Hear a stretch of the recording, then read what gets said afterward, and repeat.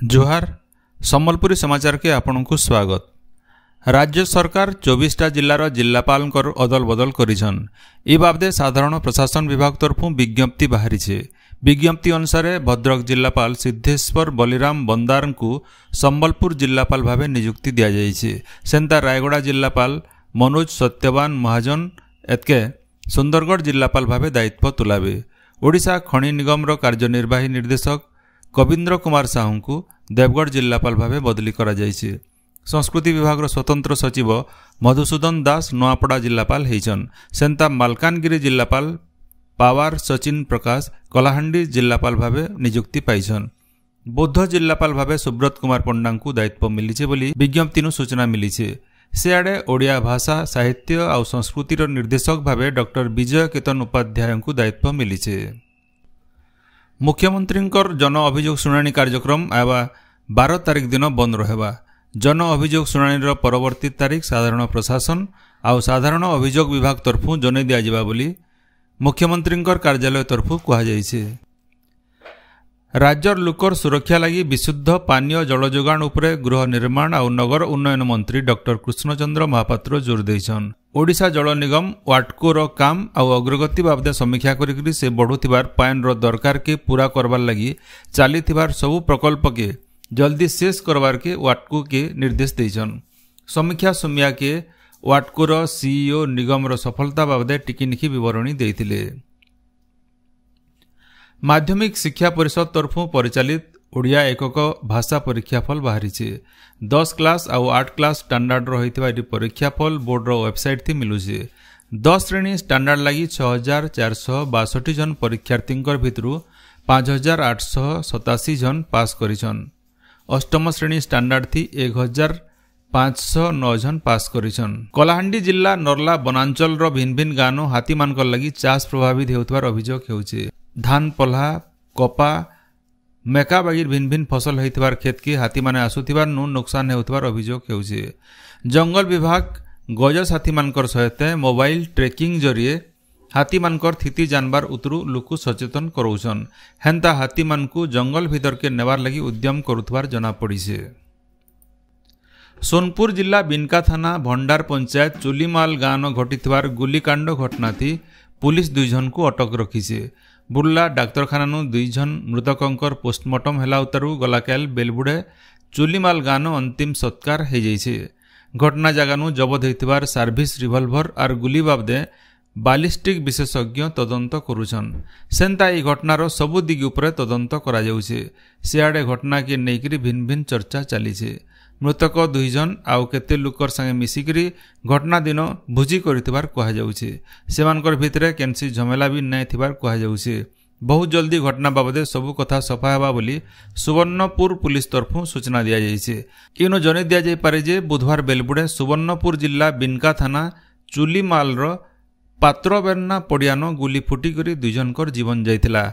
मृत 2 जनकर भितरु जने सोनपुर विधायक निरंजन पुजारींकर पीएसओ हेइथिला बेले आउ जने तांकर लागे लेसर भाई बोली पुलिस तरफु सूचना मिलिथिला। बरगढ़ जिल्ला न गला 2 दिन लगातार वर्षा हेला उतारू गला राति नु वर्षा थमिसे। गला काल बन्या वर्षा हेबार नु जिल्लार भिन्न भिन्न इलाका न नयद नलिया थी बढ़ी पाइन आसिकरी रास्ता न जीवार आसबार बंद हो जाइथिला। अम्बाभना ब्लॉक रो लखनपुर नु बरगढ़ रास्तार समरधरा ब्रिज और रेमंडा थुआपाली रास्तार ब्रिज उपरे वर्षा पाइन जीवार नु गाड़ी मोटर बंद रहिथिला। बन्या वर्षा थी केतेरा जगह न माटी घर भांगी थिबार जना पड़िছে।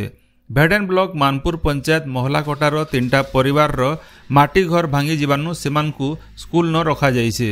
बरगढ़ जिल्ला न आज मोट 200 मिलीमीटर वर्षा रेकर्ड करा जाइছে।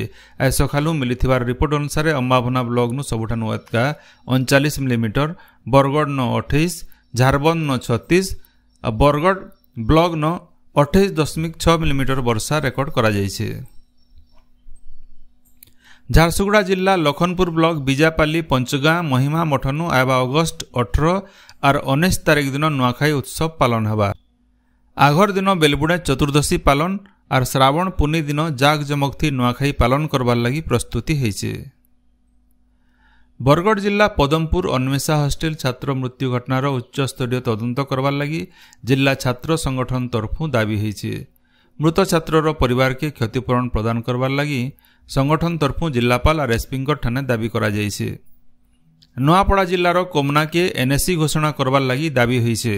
गृह और नगर उन्नयन मंत्री डॉक्टर कृष्णचंद्र महापात्रंकर नुआपड़ा जिला गस्त समिया थी गोटे प्रतिनिधि दल मंत्री को भेटी करी दाबीपत्र प्रदान करिछन।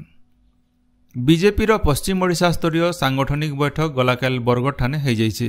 दलर कार्यकारी सभापति डॉक्टर अरूपानंद साहूंकर अध्यक्षता थी होइतिबारी बैठक थी बीजेपी ओडिशा सहप्रभारी और छत्तीसगढ़ विधायिका लता उसेंडी भटली विधायक इराशीष आचार्यंकर सहित 11टा जिलार सभापति और दलीय नेता माने जोग देकरी संगठन के मजबूत करवार लगी आलोचना करथिले। बौद्ध विधायक और शासक दलर मुख्य सचेतक सरोज प्रधान बौद्ध निर्वाचन मंडली गस्त करिछन।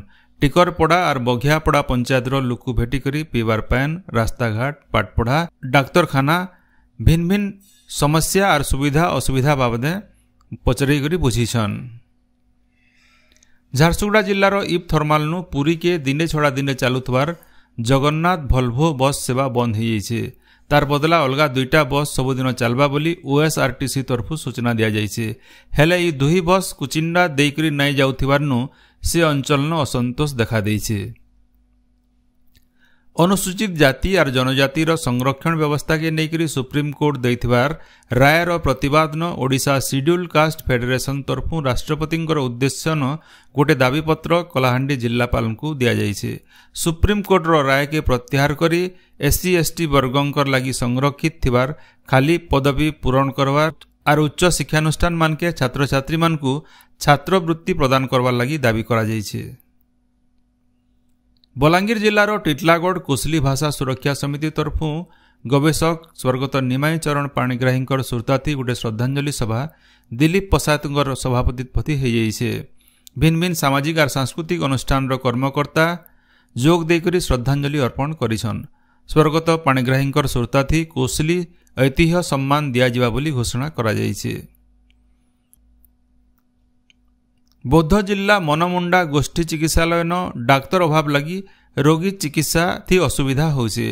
ए डाक्तरखाना उपरे 50,000 नु अतका लोग निर्भर करुछन। खाली पड़िथवार डाक्तर पदवी जल्दी पूरण करवार लगी दाबी करा जाइछे। गांगेय पश्चिम बंग आउ इतार पासर बांग्लादेश न सृष्टि होइतिबार घूर्णिबलय एछन गांगेय पश्चिम बंग झारखंड और उत्तर ओडिशा उपरे रहिछे।